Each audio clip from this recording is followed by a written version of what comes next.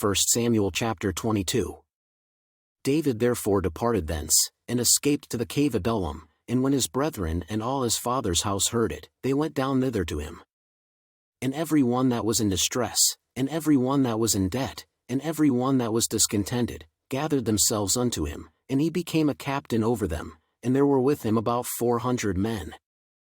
And David went thence to Mizpeh of Moab, and he said unto the king of Moab, Let my father and my mother, I pray thee, come forth, and be with you, till I know what God will do for me. And he brought them before the king of Moab, and they dwelt with him all the while that David was in the hold. And the prophet Gad said unto David, Abide not in the hold, depart, and get thee into the land of Judah. Then David departed, and came into the forest of Hereth. When Saul heard that David was discovered, and the men that were with him, now Saul abode in Gibeah under a tree in Ramah, having his spear in his hand, and all his servants were standing about him winky face. Then Saul said unto his servants that stood about him, Hear now, ye Benjamites, will the son of Jesse give every one of you fields and vineyards, and make you all captains of thousands, and captains of hundreds?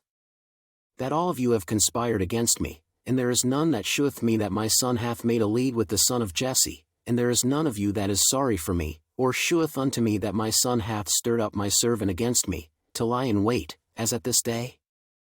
Then answered Doeg the Edomite, which was set over the servants of Saul, and said, I saw the son of Jesse coming to Nob, to Ahimelech the son of Ahitub. And he inquired of the Lord for him, and gave him victuals, and gave him the sword of Goliath the Philistine. Then the king sent to call Ahimelech the priest, the son of Ahitub, and all his father's house, the priests that were in Nob, and they came all of them to the king. And Saul said, Hear now, thou son of Ahitub.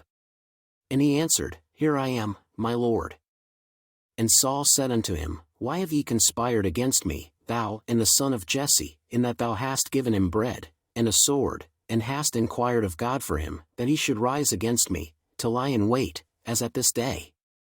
Then Ahimelech answered the king, and said, And who is so faithful among all thy servants as David, which is the king's son-in-law, and goeth at thy bidding, and is honorable in thine house? Did I then begin to inquire of God for him? Be it far from me, let not the king impute anything unto his servant, nor to all the house of my father, for thy servant knew nothing of all this, less or more. And the king said, Thou shalt surely die, Ahimelech, thou, and all thy father's house.